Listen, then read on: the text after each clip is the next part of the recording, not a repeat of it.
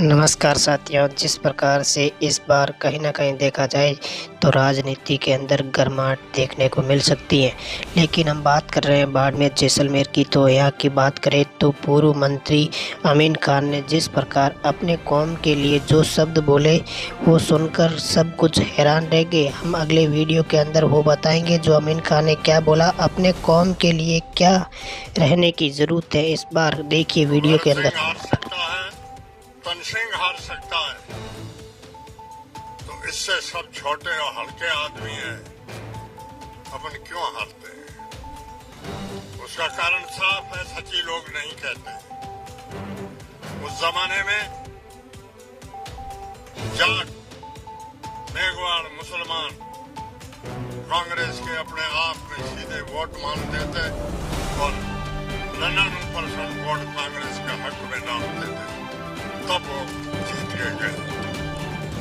आज वो जमाना आप खुद ने बदल दिया। अभी विधानसभा चुनाव में हम हारे, हमारे भारतीय जनता पार्टी ने नहीं हारा। भारतीय जनता पार्टी के उम्मीदवार की जमानत क्या, तो हम कैसे हारे? हमको कांग्रेस के लोगों ने हराया, जो अपने आप कांग्रेस के धनी कहलाते हैं। उनका नाम मैं लेना नहीं चाहता। और अभी मैं इतना ही कहना चाहता हूं कि आप कांग्रेस के लोग ईमानदारी से कांग्रेसी हो जाओ, तो ये सीट कांग्रेस को मिलेगी। बीजेपी चाहे आसमान तक चोट लगा दे, कुछ नहीं होगा। और जो विधानसभा में आपने जाति का ग्रुप अलग अलग चलाया धंधा, वो चला तो अपन हार जाएंगे। अभी भी मैं आपको बात सुनाऊं, राजस्थान पूरे में 40-41 जिला कांग्रेस कमेटी है। जिला कांग्रेस कमेटी का अध्यक्ष कहीं से भी कांग्रेस उम्मीदवार के खिलाफ चुनाव नहीं लड़ा। बाड़मेर जिला अध्यक्ष कांग्रेस का चुनाव, और वो आज इस मीटिंग में उसके आदमी एक भी नहीं है, न खुद है। वो कल मीटिंग वो अलग बुला रहा है। तो आप सीधे मान लो यहाँ 2 ग्रुप कांग्रेस के हैं, और ये 2 ग्रुप आज तक नहीं रहेंगे, अगले 40 सालों तक रहेंगे। 40 साल तक यहाँ से मुसलमान एमएलए नहीं जीतेगा। ये मुसलमान दिमाग से बात निकाल रहे हैं, क्योंकि मुसलमान इस सीट से 22% है। 78% यहाँ के वोटर हिंदू है। मुसलमानों में चाहे छोटा भी एक ग्रुप अलग हो गया, तो हिंदू इतने बेवकूफ नहीं है जो आप मुसलमान को वोट डालें। कोई नहीं डालेगा। मुसलमानों से तो ये सीट चली गई, न मिलेगी। मेरा तो भाई उम्र के लिहाज से भी आगे कोई चुनाव नहीं लड़ना, न लड़ूंगा, और आगे वाले चुनाव तक हम रहेंगे कि न रहेंगे। हमने हमारी उम्र सन 55 से कांग्रेस के सदस्य हैं, और आज तक कांग्रेस पार्टी में रहे हैं, और दूसरी पार्टी में हम एक दिन भी नहीं गए हैं। और आज भी हम चाहते हैं कि हमारा कांग्रेस उम्मीदवार जीत जाए। आज जो आदमी अलग पार्टी बुला रहा है, वो जाटों का आदमी है। चुनाव प्रचार में जगह जगह कहा है कि ये जाटों का है। इसका नाम फतेह खान नहीं है, इसका नाम फतेह राम है। ये अगर नहीं किसी ने कहा है तो मेरे से पूछ लीजिए।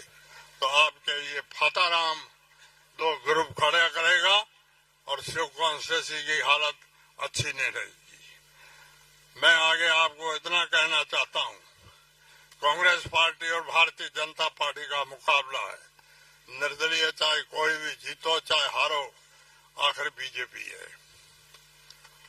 और यहाँ पर भारतीय जनता पार्टी को हमेशा वोट इकसाई होकर के केवल मुसलमान नहीं देते हैं, बाकी आप सब लोग देते हो। आजमाइश के तौर पे देते हो, अदावती भी देते हो, और अपने स्वार्थ के लिए भी देते हो। और आज दुखी भी सबसे ज्यादा इस जिले में, इस देश में मुसलमान है। कांग्रेस का अभिन्न अंग ये जात है, और सबसे ज्यादा दुखी ये है।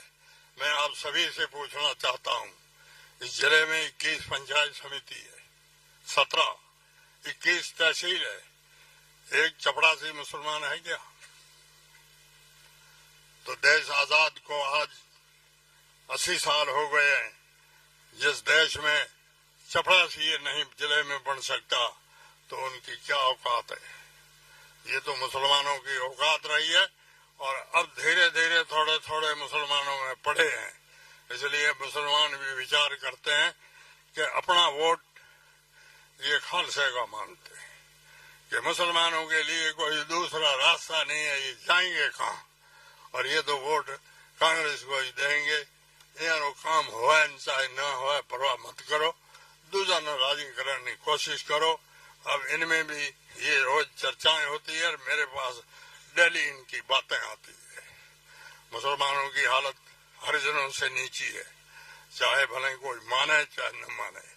मैं सभी आपसे चाहता हूं, डेमोक्रेसी का अर्थ ही है सबको बराबर रखो, बराबरी में जाति के हिसाब से रखो। हम भी यहाँ 16% है और शेड्यूल कास्ट भी 16% है। शेड्यूल कास्ट के यहाँ 5-8 हजार सरकारी कर्मचारी है, हमारे यहाँ 200-100 भी नहीं है। तो ये मुसलमानों के साथ अन्याय। अभी भारत सरकार में एक बिल पास हुआ है, वो भी केवल मुसलमानों के खिलाफ पास हुआ है, जिसका किसी भी कांग्रेसी सांसद ने भी कोई ऑब्जेक्शन नहीं किया है। इसलिए हम कांग्रेस से भी नाराज हैं। उन्होंने ये बिल पास किया है कि अफगानिस्तान, बांग्लादेश और पाकिस्तान से कोई मुसलमान इस देश की धरती पे आएगा उसको नागरिकता नहीं मिलेगी, और दूसरी जातियों का कोई भी आएगा उसको 6 दिन में नागरिकता मिलेगी। ये कहाँ की बराबरी है? ये किस बात की सेकुलरिज्म है? हाँ, ये तय कर लो दूसरे देशों से मुसलमानों की आबादी आकर के यहाँ ज्यादा नहीं बस जाए, तो उसके लिए इतना तो करो कि हिंदुस्तान का मर्द है और उसकी औरत अगर पाकिस्तान से लाई गई है तो उसकी नागरिकता के लिए रुकावट मत करो। मेरे गांव के पड़ोस में एक बूढ़िया गांव है, उसमें एक आदमी पाकिस्तान से शादी करके आया जिसको 24 साल हुए, उसको अभी तक नागरिकता नहीं मिली है। 4 उसके बच्चे हो गए, अब उसको आकर पाकिस्तान जाना पड़ेगा। कोई आदमी विचार नहीं करता है। तो मुसलमान जी में अपने आप किसी पर सुखी नहीं है, दुखी है।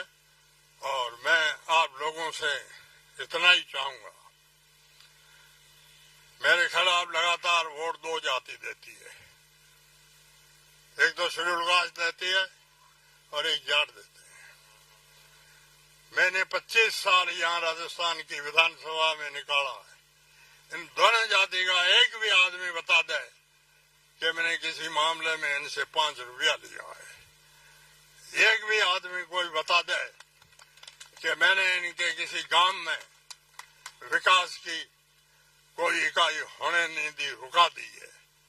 पिछली बार भी मेरे को वोट नहीं मिले, लेकिन मैंने ढगारी, शास्त्री गांव, रातड़ी गांव, धरानी मेघवालों की ढाणी, भिंडानी मेघवालों की ढाणी, समेलों का तला, देदूसर, इन मेघवालों के गांव में हर सेकेंडरी स्कूलें खोली है। यहाँ मुझे एक भी वोट नहीं मिला है। हम बहुत निरपक्षता और ईमानदारी से चले हैं और अभी भी जब तक जिंदे हैं तब राजनीतिक तो नहीं करेंगे, लेकिन हम ईमानदारी से व्यवहार रखेंगे, किसी के साथ अत्याचार नहीं करेंगे। लास्ट में इतना ही कहता हूँ कि अपना MP साधारण और शरीफ आदमी दिखता है, इसको जिताने की कोशिश करो। जय हिंद, धन्यवाद।